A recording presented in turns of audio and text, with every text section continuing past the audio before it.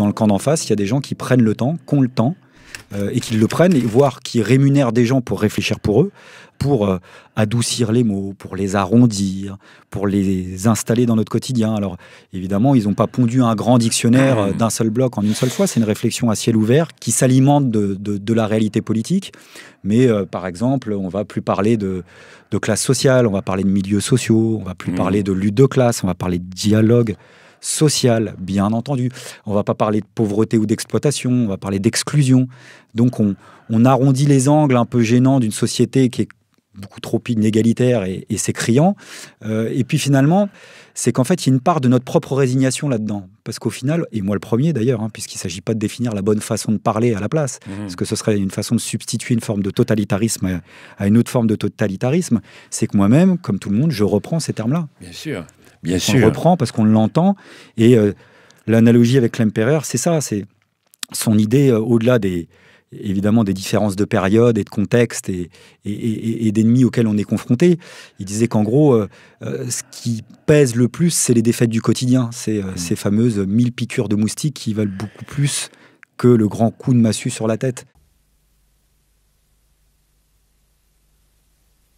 Dispersées dans les pages de mon journal, se trouvent de nombreuses notes sur la langue que parlaient les nazis, à laquelle, à la fois par jeu et par peur de la Gestapo, j'ai donné un joli nom savant, LTI, Lingua Tertii Imperii, la langue du Troisième Empire, du Troisième Reich.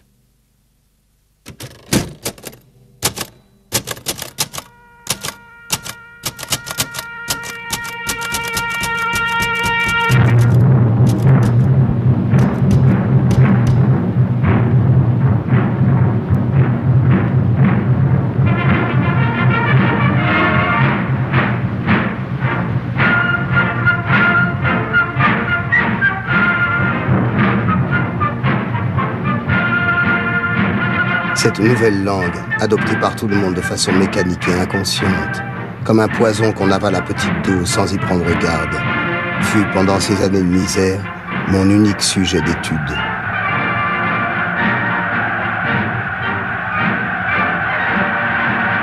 Et il y a une forme de notre propre résignation sur laquelle il s'agit peut-être de réfléchir parce que c'est un domaine de la lutte, un domaine du combat idéologique, pour essayer au moins de réfléchir sur la portée des mots, sur la portée des termes.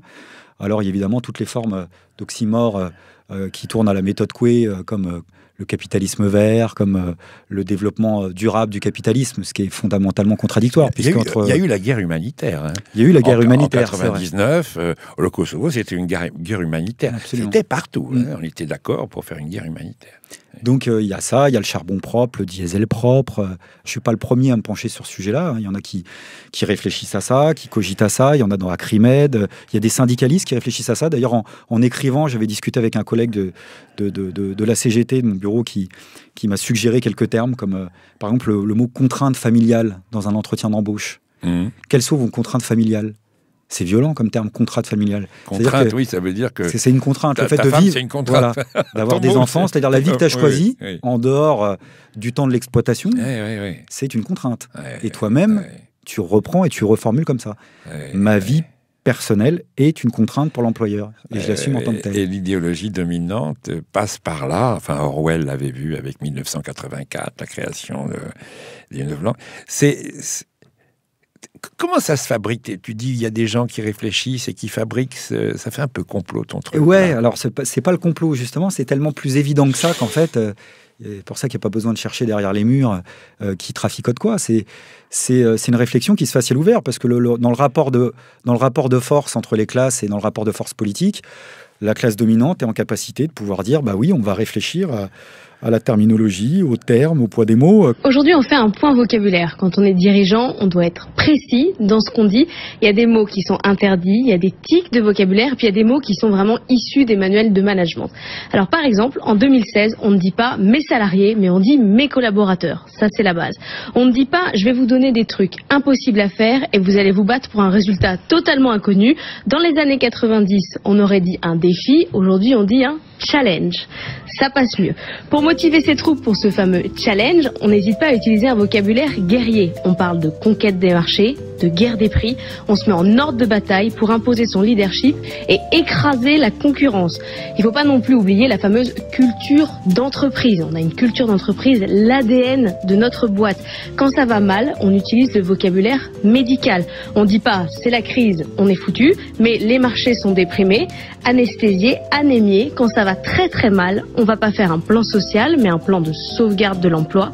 Et alors, on ne parle pas non plus de cession d'activité, mais de recentrage sur le cœur de métier ou de retour aux fondamentaux.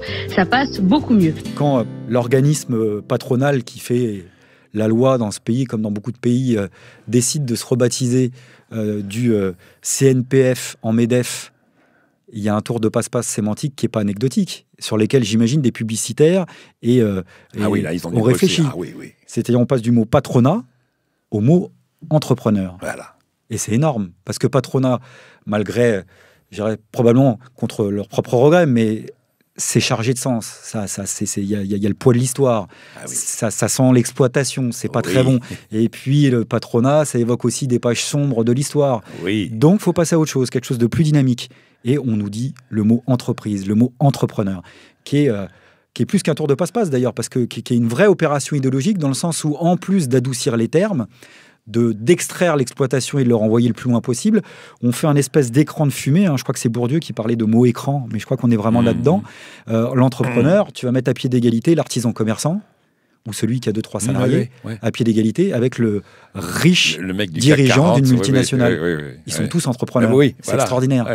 J'ai géré il y a une trentaine d'années une boîte de 40 personnes. Je peux vous dire que c'était l'enfer. Et quand je vois les adhérents qui sont en général des toutes petites entreprises, vous savez, essayez de créer une entreprise un jour. Moi, je demande à chaque fois, les gens qui ne croient pas, je leur dis, écoutez, monsieur le député, monsieur le ministre, madame la journaliste, créez votre entreprise. Essayez de créer 1 emploi ou 2 emplois du secteur privé. Essayez, et vous allez voir, je suis sûr, dans 3 mois, vous serez adhérente du MEDEF. J'en suis sûr. Et voilà, le tour est joué. Et ça joue. C'est-à-dire que le grand patronat, comme il aime la sous-traitance, il sous-traite aussi politiquement. Donc c'est en général pour nous vanter les mérites de la nécessaire bataille pour la compétitivité ou de lutter contre le coût du travail. C'est rare qu'en live, on ait les gros poissons du CAC 40. On nous envoie en général des représentants de PME, de petites entreprises, qui se croient vraiment solidaires de ce grand monde entrepreneurial.